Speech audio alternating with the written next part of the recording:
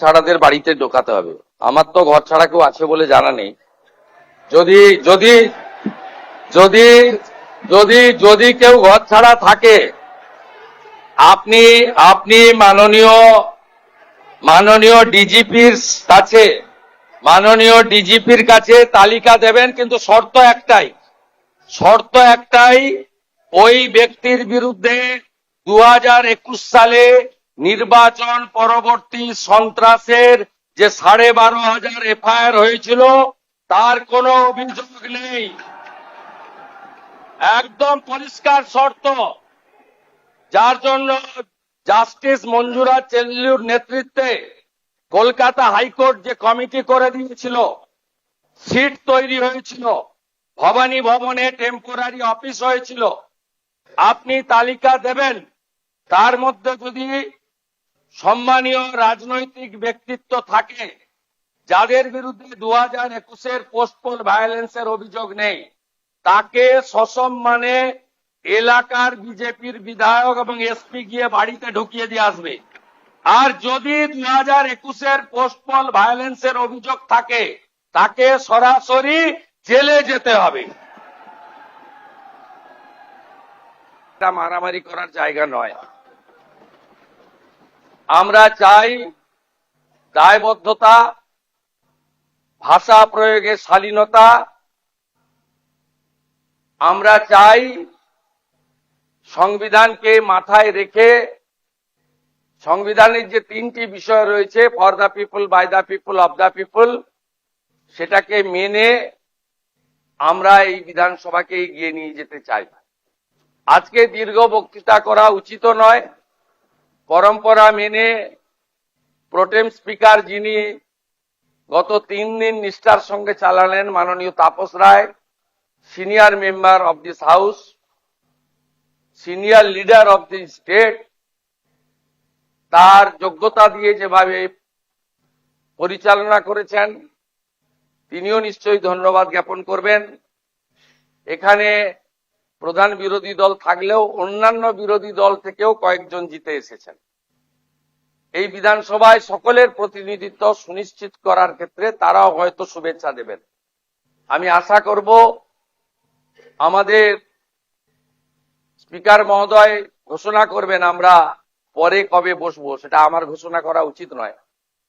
কারণ মাননীয় স্পিকারের চেয়ারের মর্যাদা, তিনি নিশ্চয়ই সরকারের সঙ্গে পরামর্শ করে চলবেন, তার চেয়ারের মর্যাদা, তার সম্মানের মর্যাদা আমরা অক্ষরে অক্ষরে পালন করব, কারণ তিনি এই হাউসের কাস্টোডিয়ান।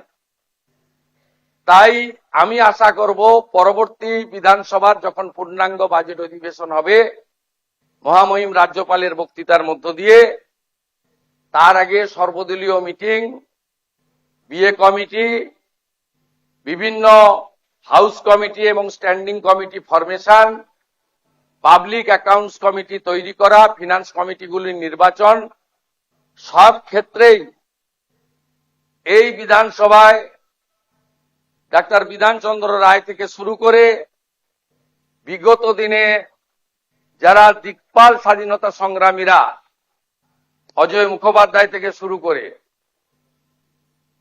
তারা যেভাবে এই বিধানসভাকে চালিয়েছেন, যে পরম্পরা ছিল, এই পরম্পরা আমাদের চলবে। এই বিধানসভায় সংস্কারেরও দরকার রয়েছে। ইলেকট্রনিক্স ভোটিং মেশিন এখনো শুনলে আপনাদের খুবই পরিতাপের বিষয়, আমাদের কাগজে লিখে দিতে হয়। শুধু তাই নয়, মাননীয় অধ্যক্ষের নেতৃত্বে রাজ্য সরকারের সর্বোচ্চ আধিকারিকরাও আজকে এসেছেন এই ঐতিহাসিক ক্ষণের সাক্ষী থাকার জন্য। আমাদের ডিলিমিটেশন ইত্যাদি হয়ে যাওয়ার পরে বিধানসভার আসন সংখ্যাও হয়তো বাড়তে পারে।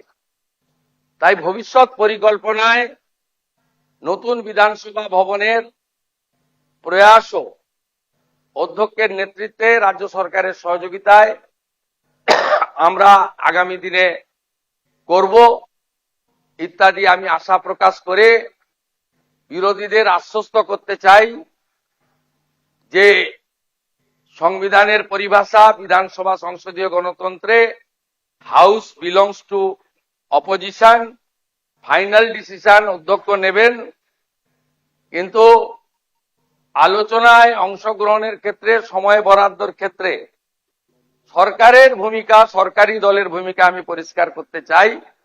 সংখ্যায় আপনারা অনেক কম হলেও আমরা 50-50 যে ভাগ আছে সেটা থেকে সরে যাব না। আমাদের সংখ্যা অনেক বেশি হলেও আপনাদের বেশি করে বলার সুযোগ যাতে অধ্যক্ষ দেন সরকার এবং সরকারি দলের, সেই ব্যবস্থা থাকবে। আমি মুখ্যমন্ত্রী হিসেবে মাননীয় বিধায়কদের কোন দল থেকে জিতেছেন বড় কথা নয়, মন্ত্রীদের সঙ্গে মিট করবেন, যদি না আপনাদের দলের আপত্তি না থাকে। মন্ত্রীদেরও বলবো বিরোধী দলের বিধায়করা অ্যাপয়েন্টমেন্ট চাইলে দেবেন, এলাকায় মন্ত্রীরা গেলে যে দলেরই বিধায়ক হন তাকে খবর দেবেন। এবং মাননীয় বিধায়ক, আমরা আগে চিঠি দিলে উত্তর দিতেন না অনেক মন্ত্রী, মুখ্যমন্ত্রীর তো প্রশ্নই ছিল না।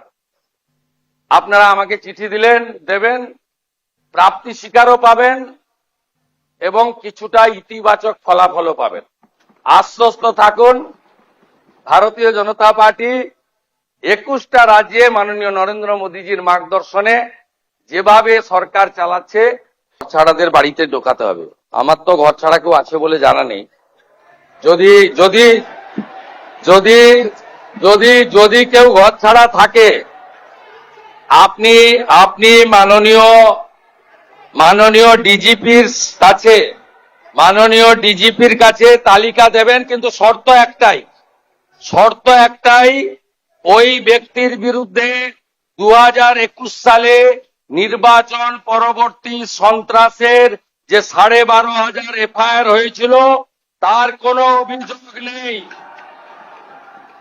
একদম পরিষ্কার শর্ত, যার জন্য জাস্টিস মঞ্জুরা চেল্লুর নেতৃত্বে কলকাতা হাইকোর্ট যে কমিটি করে দিয়েছিল, সিট তৈরি হয়েছিল, ভবানী ভবনে টেম্পোরারি অফিস হয়েছিল, আপনি তালিকা দেবেন। তার মধ্যে যদি সম্মানীয় রাজনৈতিক ব্যক্তিত্ব থাকে যাদের বিরুদ্ধে 2021-এর পোস্টপোল ভায়োলেন্সের অভিযোগ নেই, তাকে সসম্মানে এলাকার বিজেপির বিধায়ক এবং এসপি গিয়ে বাড়িতে ঢুকিয়ে দিয়ে আসবে। আর যদি 2021-এর পোস্টপোল ভায়োলেন্সের অভিযোগ থাকে, তাকে সরাসরি জেলে যেতে হবে।